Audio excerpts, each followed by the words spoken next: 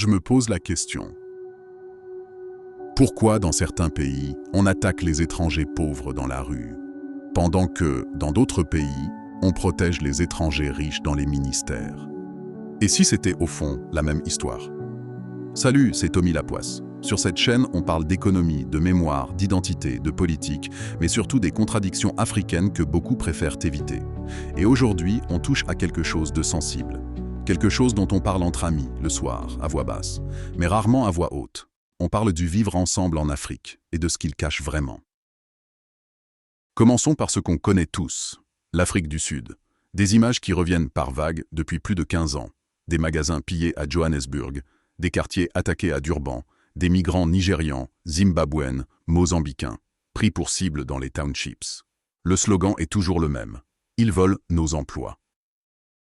Mais regardons les faits. Les immigrés représentent environ 5% de la population sud-africaine, et selon plusieurs études, ils contribueraient à près de 9% du PIB du pays. Donc ils créent plus de richesses, en proportion, qu'ils n'en consomment. Pourtant, c'est sur eux que la colère populaire retombe. Pas sur les structures économiques héritées de l'apartheid, pas sur les monopoles, pas sur l'élite, blanche ou noire, qui a verrouillé l'économie depuis 1984. Non, sur le boutiquier somalien, sur le coiffeur nigérian, sur le mécanicien zimbabwéen. C'est ça, le piège du bouc émissaire. Quand un système ne donne plus assez, le pauvre cherche un autre pauvre à blâmer, pas un riche à interroger. Maintenant, traversons le continent. Allons en Afrique de l'Ouest. Et là, le phénomène s'inverse.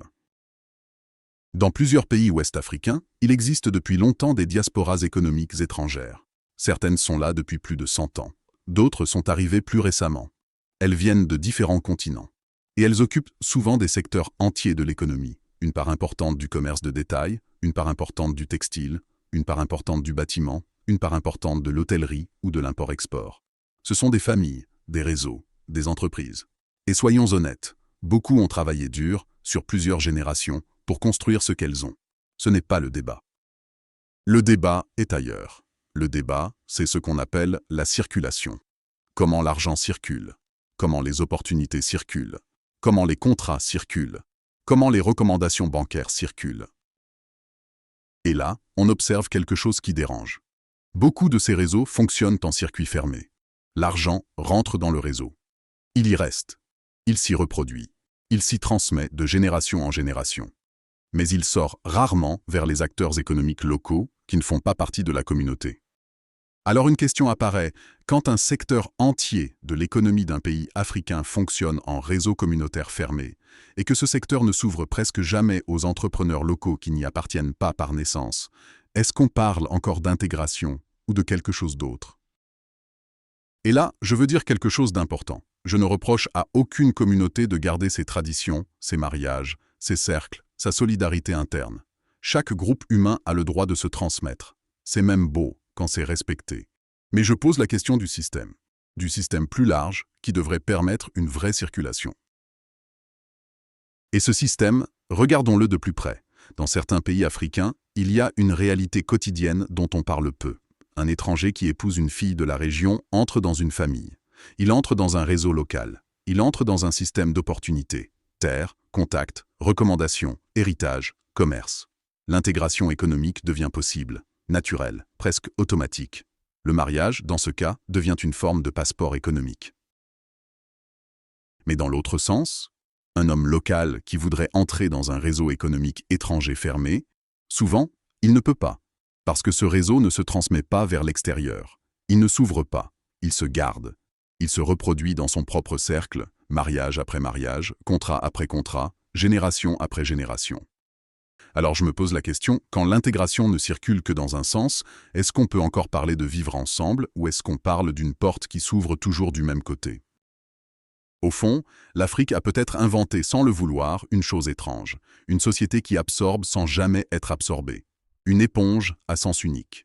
L'économie locale absorbe les nouveaux arrivants. Elle leur ouvre ses familles, ses terres, ses opportunités, ses mariages.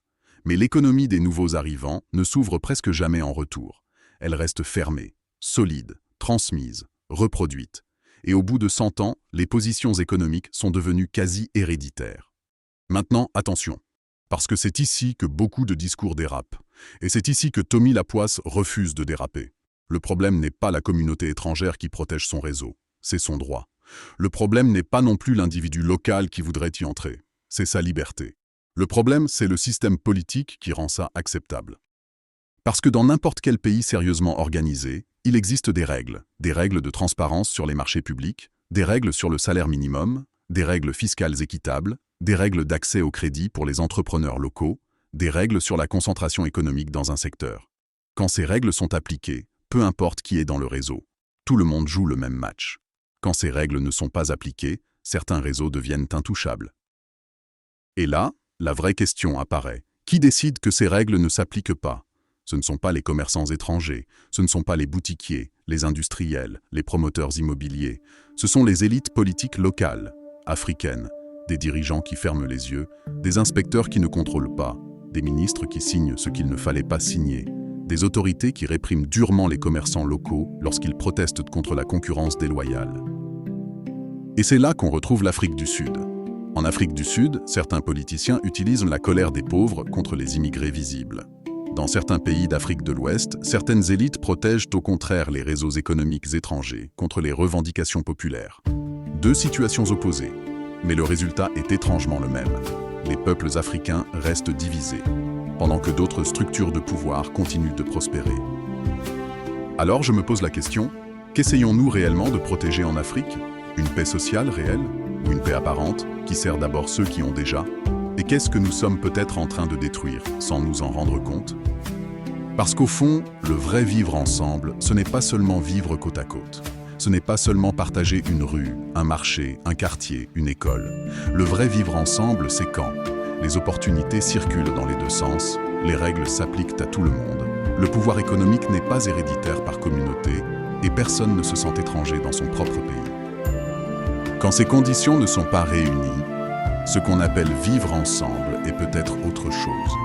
Une cohabitation économique inégale, un arrangement entre élites, une illusion. Et la frustration silencieuse qu'on entend partout sur le continent, ce n'est peut-être pas de la xénophobie.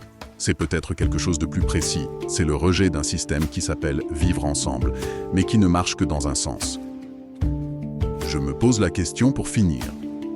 Et si la vraie question africaine du vivre ensemble n'était pas comment accepter l'autre, mais plutôt comment construire un système où chacun joue avec les mêmes règles?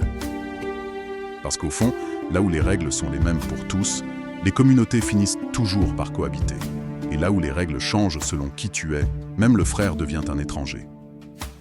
On a parlé de systèmes économiques fermés, de règles qui ne s'appliquent pas à tout le monde, d'élites qui ferment les yeux. La prochaine fois, on regarde un cas extrême, une communauté qui a décidé de ne plus dépendre du système, de construire son propre réseau, ses propres règles, sa propre ville. Direction l'Afrique du Sud, à Orania. Modèle de cohésion ou repli identitaire. C'était Tommy Lapoisse. La vérité dérange, mais la question libère. À très bientôt.